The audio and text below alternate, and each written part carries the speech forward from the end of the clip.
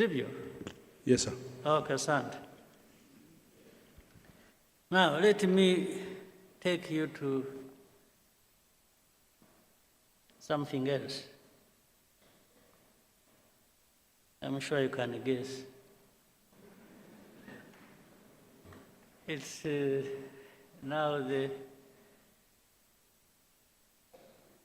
the other politics other than RPFs. Geopolitics, regional, or whatever. Because it affects us as well, a lot.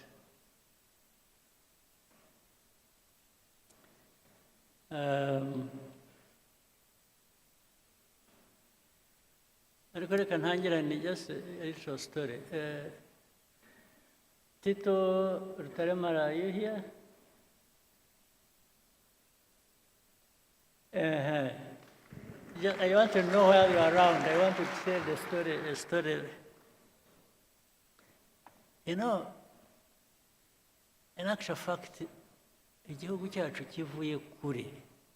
Anyway, ntikiravayo neza. Turacyavayo. Acyari byinshi. Impamvu mvuze Tito, it's a bit of our history ijyanye na what happened to us, the genocide, the tragedy. I want to build on it to tell you some other things. The genocide that happened, there are indications of things that happened as far back as the 60s. That continued. Nubwo we also have people who would say it's an exaggeration, really nothing happened. Or what happened, I think, was bound to happen or should have happened. We still have that conversation, unfortunately. But I wanted to say something. I don't say it a lot. It comes to my mind once in a while. Tito, you were one of those twari kumwe in 1991 in Paris. Munama na Paul Dejoux. Is a name I cannot forget. Ariko ndibuka bihozagara, ndibuka wari uhari nawe cyane.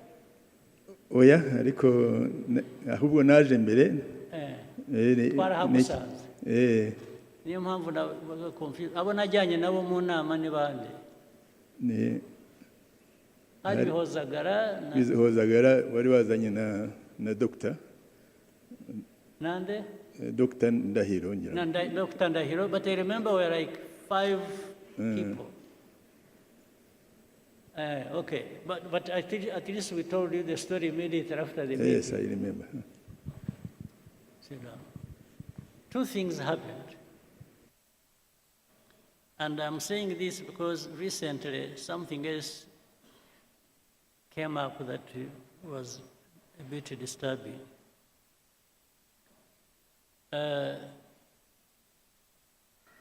We were invited, RPF, to go to Paris. We were supposed to meet some people from Habyarimana's government. It was about, according to what we were told, to talk about peace. In fact, the RPF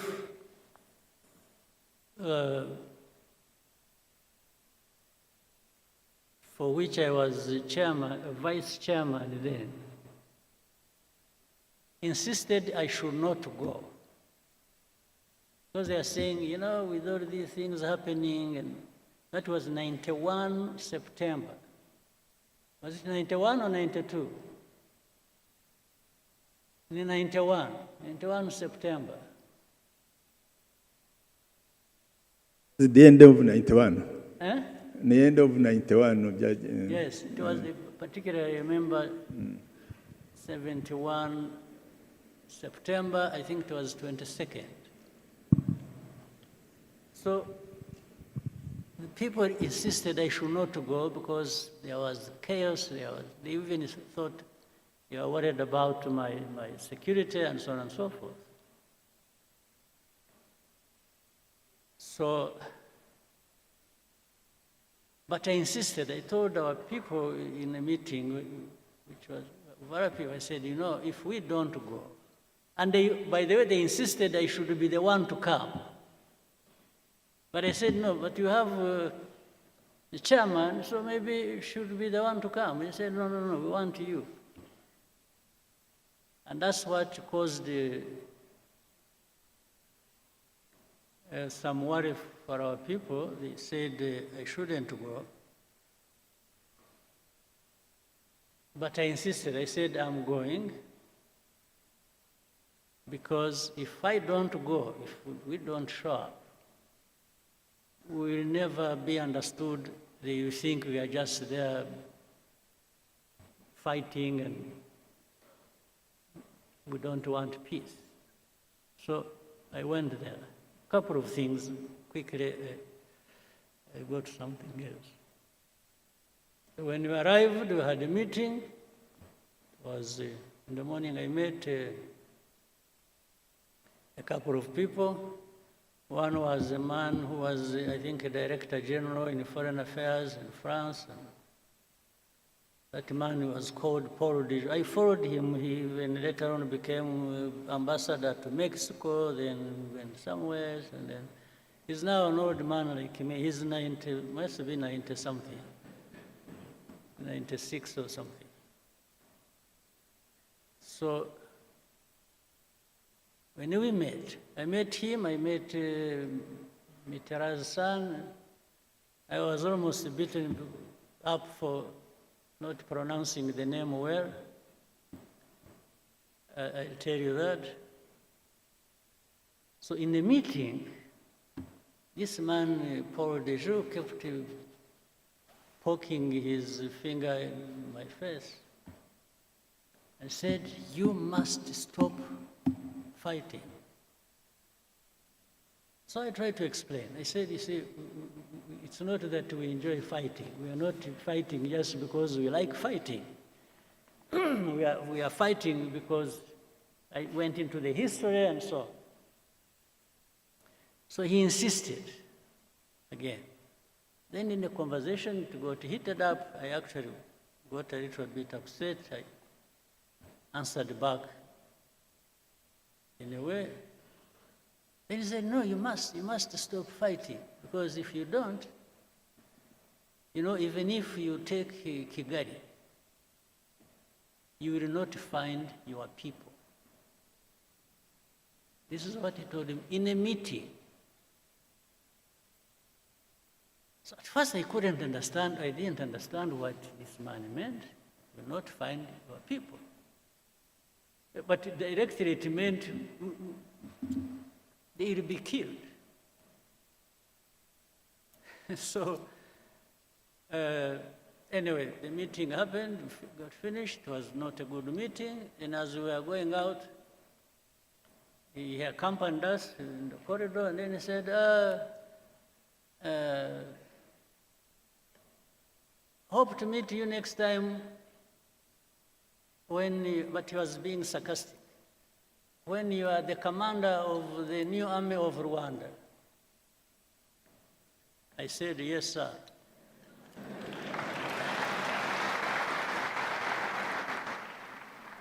I said, if and when that happens, you rest assured I will do a good job of it.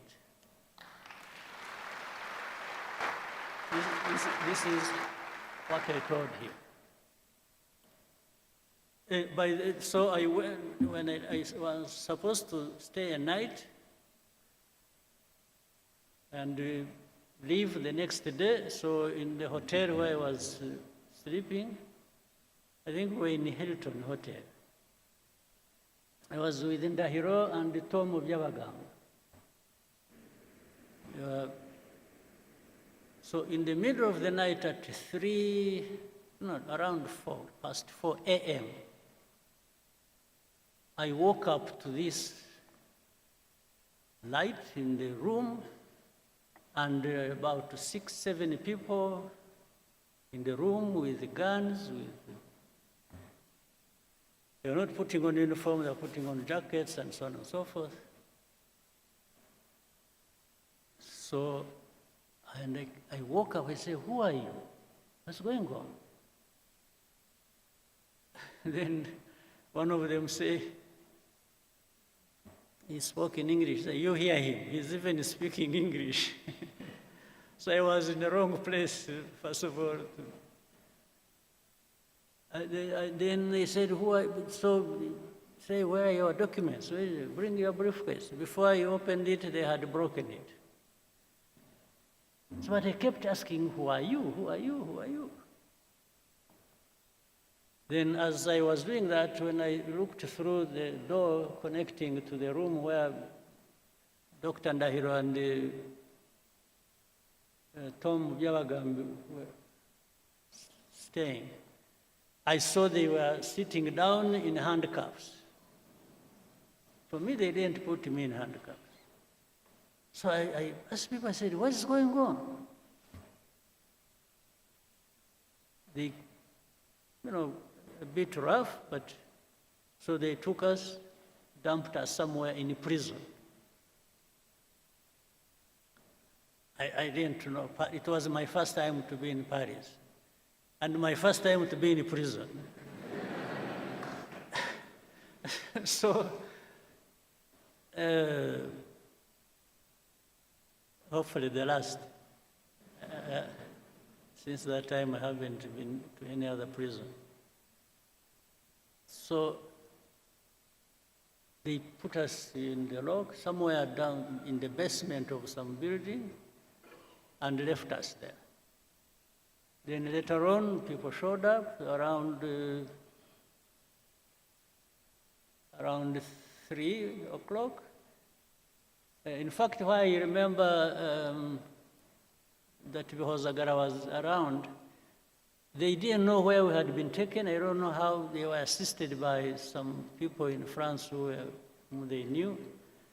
Then we saw Jacques Rabunal and because Agara. There was a very good friend of ours called Carbonal, a French guy.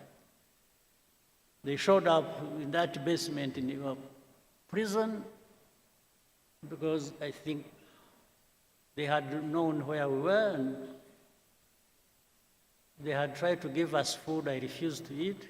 I told them I'm not going to eat anything in that prison. So they brought us bread, I remember, and milk, pints of milk and bread for us, because we had refused to eat prison food. Then they even wanted to interrogate us. Well, they did. They wanted to to use a polygraph on me, the lie detector. I refused. I told them I'm not going to have a lie detector at all. I said, if they want to kill me there, then go ahead. In the end, they say, whom did you meet? I mentioned that man, Paul Dejoux. Then he said, who else? I said, Christophe Mitterrand. He said, no. Who told you he's called Jacques Christophe Mitterrand? So, so they told me, repeat. I said, no, I'm not going to repeat. I said, I'm not the one who gave him his names. So anyway, in the end, in the night around 8 o'clock,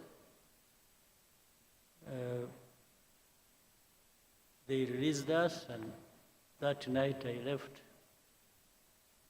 I drove from Paris to Brussels, where I was to take a plane the next day and come back home. Now, I'm saying this, I'm telling you this story the fact that somebody actually implied that something was going to happen to our people, meaning even if you take Kigali, you will not find your people there. You will not find them alive. Then let alone connecting that with the history, I mean, with what happened eventually, I could not but conclude that was the meaning. They were privy to what was going to happen.